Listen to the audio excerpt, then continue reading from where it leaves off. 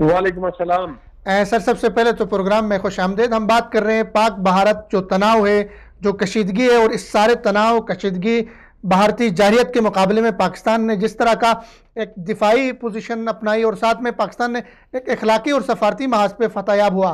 तो इस पे सबसे पहले तो आपकी हुकूमत और पूरी पाकिस्तानी कौम के लिए मुबारकबाद है।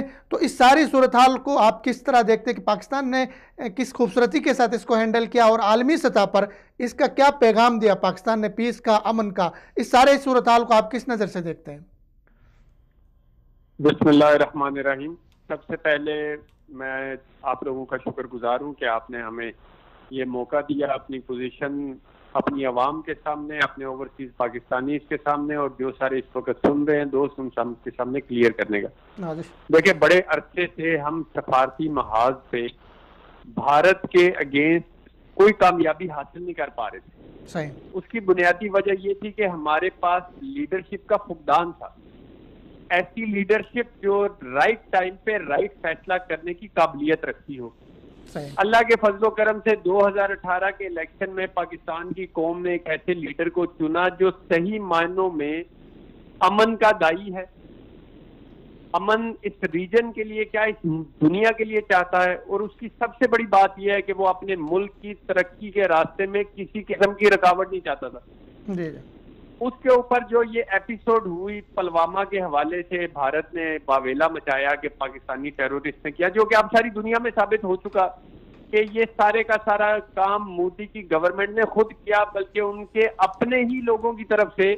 हमने देखा मुख्तलिफ किस्म की वीडियोज ऐसी वायरल हुई जिसमें उन्होंने ये आपस में हुई गुफ्तगू जो कि किसी उनके रहनुमा की और एक खातून की आवाज में है, जिसमें वो फौजियों के मरने के हवाले से सारी डिस्कशन भी हो रही है। इस तरह की बेशुमार वीडियोस आ गई। हर एंगल से ये साबित हो गया कि ये काम मोदी ने खुद किया था सिर्फ अपनी इलेक्शन कैंपेन को बचाने के लिए। सही। लेकिन इन मामलात में मोदी जो एक वॉर मोंगर है, उसके ऊपर जो एक जंग का जुनून जो है, वो उस सूरत हाल को मद्देनजर रखते हुए हमने चूंकि तरक्की करनी है, इसलिए हमारे और हम सबके जो प्राइम मिनिस्टर हैं, इस कौम के जो इस वक्त प्राइम मिनिस्टर हैं, उन्होंने ये सोचा कि हम सफारती महाज से भी दुनिया के सामने भी एक अमन का पैगाम दें और उसके साथ साथ भारत को ये भी बताएं कि हम जवाब देने की पूरी सलाहियत रखते हैं। सही। हमारी अफवाज पाकिस्तान अल्हम्दुलिल्लाह इतनी कैपेबिलिटी रखती हैं कि वो इनके आए हुए जहाजों को वापस मोड़ के ना जाने दे, जो हमने साबित करके दिया। जहाज मार कर और अमन के तौर पे हमने उनका पायलट उनको एक दिन के अंदर अंदर वापस दिया कि ये ले भाईजान, आप अपना पायलट वापस ले जाए, हमें आपके पायलट से कोई लेना देना नहीं। लेकिन इसके बाद अगर आपने आंख उठाकर देखा तो फिर हम उसका जवाब उसी तरह देंगे। लेकिन मुझे जहां तक नजर आता है कि मोदी अभी तक अपनी इस सोच के दायरे से बाहर नहीं निकल पाया और वो इलेक्शन अपना जीतने के लिए किसी भी, पिछले दिनों में नेवी की उनकी एक आबदोज गई, उसको उसकी हमने निशानदेही कर ली, उसको पकड़ लिया।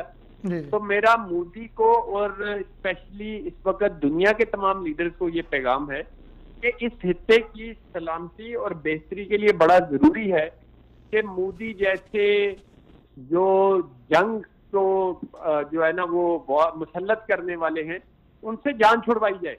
ये पूरी दुनिया के लिए बड़ा जरूरी है, इस खित्ते के लिए बड़ा जरूरी है। इस खित्ते के जो बाकी हमारे दोस्त ममालिक हैं, जिनमें चाइना भी शामिल है, जिनमें रशिया भी शामिल है, ईरान शामिल है, अफगानिस्तान है, उसके अलावा जितने हमारे दोस्त हैं, हमें उनको भी अपने साथ लेना चाहिए एतमाद में।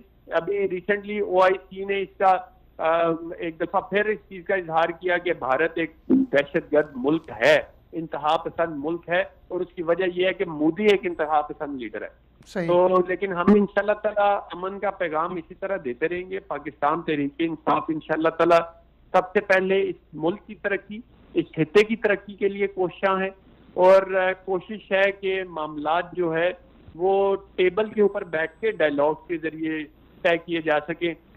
लेकिन इमरान खान साहब ने जो एक बड़ी प्यारी बात की कि अपनी जिंदगी में उन्होंने छोटे लोगों को बड़े ऑफिस में बैठे हुए देखा, उसकी एक मिसाल मोदी भी है, जो कि इस वक्त छोटा इंसान है जहनियत के हवाले से, और वो बैठ गया है एक बड़े ऑफिस में जहां पे वो हिंदुस्तान जैसी कौम के जो है ना फैसले करने पे लगा हुआ है।